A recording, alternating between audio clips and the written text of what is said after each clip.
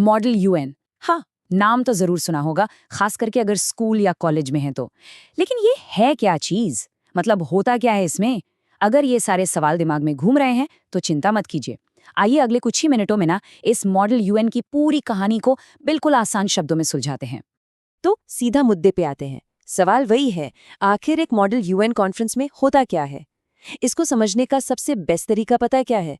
बस इतना समझ लीजिए कि ये असली यूनाइटेड नेशंस, हाँ वही संयुक्त राष्ट्र का एक एक तरह का सिमुलेशन है, एक नाटक जिसमें सब कुछ असली जैसा होता है। तो अब सोचिए ये कितना दिलचस्प है। एक तरफ है असली यूएन, जहां दुनिया भर के बड़े बड़े डिप्लोमैट्स गंभीर मुद्दों पर बहस करते हैं, और दूसरी तरफ है मॉडल यूएन, जहां स्टूडेंट्स उन्हीं डिप्लोमैट्स का रोल प्ले करते हैं। वही सीट, वही पावर, वही बहस।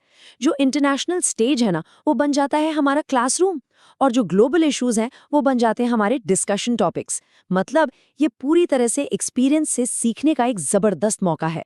चलिए अब इसको थोड़ा और डिटेल में तोड़कर समझते हैं, एक एक करके। शुरुआत करते हैं सबसे बड़ी चीज से, कॉन्फ्रेंस से, यानी कि द बिग पिक्चर। तो कॉन्फ्रेंस का मतलब है वो पूरा का पूरा इवेंट, जहां स्टूडेंट्स अलग अलग देशों के, समझ लीजिए, प्रतिनिधि बनकर आते हैं और एक ग्लोबल इशू पर जमकर बहस करते हैं। ये एक छोटा सा एक दिन का स्कूल इवेंट भी हो सकता है, या फिर कई स्कूलों को मिलाकर होने वाला 2-3 दिन का एक बड़ा सा फंक्शन भी। और हाँ, एक बात बिल्कुल साफ कर लेते हैं, ये समझना बेहद जरूरी है कि मॉडल यूएन कोई कंपटीशन नहीं है। यहाँ जीत हार नहीं होती। इसका असली मकसद, इसका कोर आइडिया वो है एक्सपीरियंस से सीखना। जो डेलीगेट्स आते हैं उन्हें पता चलता है कि अच्छा, रियल वर्ल्ड में बड़े डिसीजंस ऐसे लिए जाते हैं, और जो इसे ऑर्गेनाइज करते हैं उनकी कोशिश रहती है एक ऐसा एनवायरनमेंट बनाने की जहां सब कुछ सीख सकें।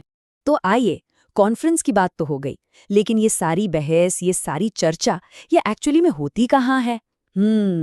यहीं पर एंट्री होती है मॉडल यूएन के सबसे इम्पोर्टेंट हिस्से की, जिसे हम कहते हैं कमिटी। सोचिए, एक कमिटी क्या है? कॉन्फ्रेंस के अंदर एक छोटा सा ग्रुप। बस इतना इमेजिन कीजिए, एक कमरा है, उसमें अलग अलग देशों के डेलीगेट्स बैठे हैं, और वो सब सिर्फ एक ही खास टॉपिक पर एकदम डीप डिस्कशन कर रहे हैं। मॉडल यूएन का जो असली एक्शन है ना, वो इसी कमरे में होता है। और इसको समझने का ना एक बहुत ही सिंपल सा फॉर्मूला है। ये एनालॉजी याद रखिए, अगर पूरी कॉन्फ्रेंस एक स्कूल है तो हर कमेटी उस स्कूल का एक क्लासरूम है। Simple, conference is equal to school, committee is equal to classroom. बस इस एक बात से मॉडल यूएन का पूरा स्ट्रक्चर एकदम क्रिस्टल क्लियर हो जाता है। अच्छा, अब मॉडल यूएन में ना कई तरह की कमिटीज होती हैं। जैसे सबसे कॉमन है यूएनजीए, यानी जनरल असेंबली। ये सबसे बड़ी कमिटी होती है, और जो फर्स्ट टाइमर्स हैं उनके लिए एकदम परफेक्ट है। फिर आती है थोड़ी सीरियस कमिटी, यूएनएससी, यानी सिक्योरिटी काउंसिल। यहाँ वॉर ऑन पीस जैसे काफी हेवी टॉपिक्स पर बात होती है, इसलिए ये थोड़े एक्सपीरियंस लोगों के लिए बेहतर है। और एक और एग्जाम्पल लें तो यूएनएचआरसी है, ह्यूमन राइट्स काउंसिल। यहाँ ह्यूमन राइट्स से जुड़े मुद्दे डिस्कस होते हैं। और यहाँ टीचर्स और ऑर्गेनाइजर्स के लिए एक छोटा सा प्रो टिप है। अगर स्कूल लेवल पर पहली बार मॉडल यूएन ऑर्गेनाइज करवा रहे हैं ना, तो सबसे अच्छा है कि सिर्फ एक यूएनजीए कमेटी से शुरुआत करें। इससे चीजें सिंपल और मैनेजेबल रहती हैं, नो कंफ्यूजन। ठीक है, तो हमने कॉन्फ्रेंस समझ ली, कमेटी भी समझ ली, लेकिन अब सवाल यह है कि इन कमेटियों के अंदर, इन क्लासरूम्स के अंदर आखिर बात किस चीज पर होती है, टॉपिक क्या होता है? और यहीं पर आता है हमारा तीसरा और शायद सबसे जरूरी कॉन्सेप्ट, एजेंडा। एजेंडा का मतलब बिल्कुल स्ट्रेट है, डिस्कशन का topic, that's it. Her committee को एक टॉपिक दे दिया जाता है, और ये टॉपिक कोई ना कोई रियल वर्ल्ड प्रॉब्लम होती है, और पूरी की पूरी बहस, पूरी बहस सिर्फ और सिर्फ उसी एजेंडा के आसपास होती है, कोई इधर उधर की बात नहीं। और ये एजेंडा कुछ भी हो सकता है। फॉर एग्जाम्पल, क्लाइमेट चेंज और global warming, child labour, cyber security, या फिर जैसा हमने हाल ही में देखा, एक ग्लोबल हेल्थ क्राइसिस। ये सब वो असली समस्याएं हैं जिनके बारे में बात करना, सॉल्यूशंस ढूंढना बहुत जरूरी है।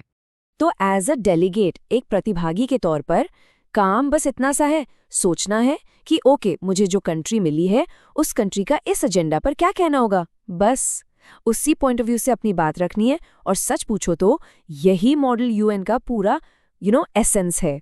तो अब जब ये सारी बेसिक बातें क्लियर हो गई हैं, तो दिमाग में ये जरूर आ रहा होगा कि ठीक है, समझ तो आ गया, पर शुरुआत कैसे करें? अपना पहला मॉडल यूएन कैसे ज्वाइन करें?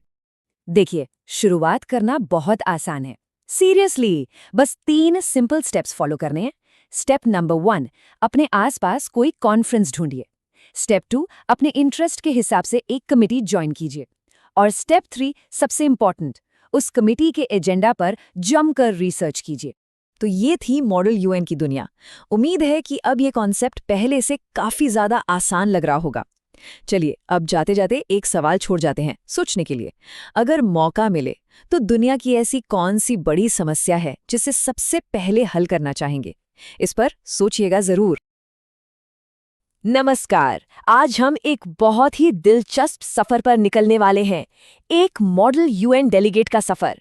चलिए, कदम दर कदम देखते हैं कि ये दुनिया काम कैसे करती है। तो सबसे पहला और सबसे बड़ा सवाल जो किसी के भी मन में आता है, यार ये MUN कॉन्फ्रेंस के बंद दरवाजों के पीछे आखिर होता क्या है? वो जो इतना जोश, इतनी बहस, इतनी डिप्लोमेसी की बातें होती हैं, वो सब असल में दिखती कैसी हैं? इसको समझने का सबसे अच्छा तरीका है कि हम खुद एक डेलीगेट की नज़र से इस पूरी प्रक्रिया को देखें। तो चलिए, शुरू से लेकर आखिर तक उनके इस सफ़र को साथ में तय करते हैं। किसी भी डेलीगेट के लिए ये सफ़र शुरू होता है सबसे पहले और सबसे ज़रूरी कदम से, और वो है अपनी एक डिप्लोमैटिक पहचान पाना, यानी कंट्री अलॉटमेंट। तो कंट्री अलॉटमेंट वो प्रोसेस है जिसमें एक स्टूडेंट को एक देश दिया जाता है जिसे उसे पूरे कॉन्फ्रेंस में रिप्रेजेंट करना होता है। और यकीन मानिए, बस यही एक चीज़ तय कर देती है कि उस स्टूडेंट की भूमिका क्या होगी, उसका नज़रिया क्या होगा और उसकी बातचीत का तरीका कैसा होगा। और यहीं पर आता है MUN का सबसे बड़ा, सबसे ज़रूरी नियम। जैसे ही आपको एक देश मिलता है, आपकी अपनी राय, आपके अपने विचार, सब खत्म। आप वो बन जाते हैं जो आपका देश है। आपकी पहचान पूरी तरह बदल जाती है। आप कहते हैं, मैं भारत नहीं हूँ, मैं जर्मनी हूँ। तो सवाल ये है कि ये देश मिलते कैसे हैं? इसके 2 मेन तरीके हैं। पहला है टीचर अलॉटमेंट, जहाँ टीचर स्टूडेंट की काबिलियत और तजुर्बे को देखकर देश देते हैं। और दूसरा है प्रेफरेंस फॉर्म, जिसमें स्टूडेंट्स अपनी पसंद के कोई 3 देश चुनते हैं और ऑर्गेनाइजर्स उनमें से एक उन्हें दे देते हैं। टीचर्स के लिए यहाँ एक छोटी सी पर बहुत काम की सलाह है। जो स्टूडेंट्स काफ़ी कॉन्फिडेंट हैं और अच्छे स्पीकर्स हैं, उन्हें आप P5 जैसे मजबूत देश दे सकते हैं। और जो पहली बार मन कर रहे हैं, यानी बिगनर्स हैं, उन्हें छोटे देश देना एक अच्छी शुरुआत हो सकती है, ताकि वो बिना किसी दबाव के सीख सकें। चलिए, तो देश मिल गया, तैयारी हो गई। अब आता है कॉन्फ्रेंस का बड़ा दिन। देखते हैं कि ये दिन एक सेरेमनी से शुरू होकर स्पीच तक कैसे पहुंचता है। दिन की शुरुआत होती है एक ओपनिंग सेरेमनी से। माहौल में थोड़ी औपचारिकता होती है, स्वागत भाषण होते हैं और नियम समझाए जाते हैं। इसके ठीक बाद होता है रोल कॉल। इसमें हर देश का नाम पुकारा जाता है और डेलीगेट को अपनी मौजूदगी बताने के लिए प्रेजेंट कहना होता है। ये अपनी आवाज़ सुनाने का पहला मौका होता है। फिर शुरू होती है ओपनिंग स्पीच, जहां हर देश एजेंडा पर अपना शुरुआती रुख दुनिया के सामने रखता है। और अब हम कॉन्फ्रेंस के उस हिस्से में एंट्री कर रहे हैं जिसे उसका दिल कहा जाता है, यानी कॉकस। यहीं पर असली बातचीत, असली बहस और असली कूटनीति होती है। देखिए, कॉकस 2 तरह के होते हैं। एक है मॉडरेटेड कॉकस। ये एक फॉर्मल, टाइम पर चलने वाली बहस है जहां एक बार में एक ही इंसान बोलता है। और दूसरा है अनमॉडरेटेड कॉकस। ये पूरी तरह से इनफॉर्मल होता है। इसमें डेलीगेट्स अपनी सीट से उठकर छोटे छोटे ग्रुप्स बनाकर आज़ादी से आइडियाज शेयर करते हैं और अपनी रणनीति बनाते हैं। अगर स्टूडेंट्स के नज़रिए से देखें तो सही मायनों में यही वो जगह है जहां कॉन्फिडेंस बनता है। अपने आइडियाज को सबके सामने रखना, दूसरों को अपनी बात मनवाने की कोशिश करना, इसी से तो पब्लिक स्पीकिंग और नेगोशिएशन की स्किल्स डेवलप होती हैं। और टीचर्स के लिए ये जानना बहुत ज़रूरी है कि क्लासरूम के बाद यहीं पर असली लर्निंग होती है। स्टूडेंट्स अपनी सारी रिसर्च और क्रिटिकल थिंकिंग को एक रियल वर्ल्ड सिचुएशन में अप्लाई करते हैं। तो कॉकस में हुई घंटों की बहस और बातचीत के बाद अब डेलीगेट के सफ़र का क्लाइमैक्स आता है, यानी मिलकर दुनिया की समस्याओं के लिए समाधान बनाना और उन पर वोटिंग करना।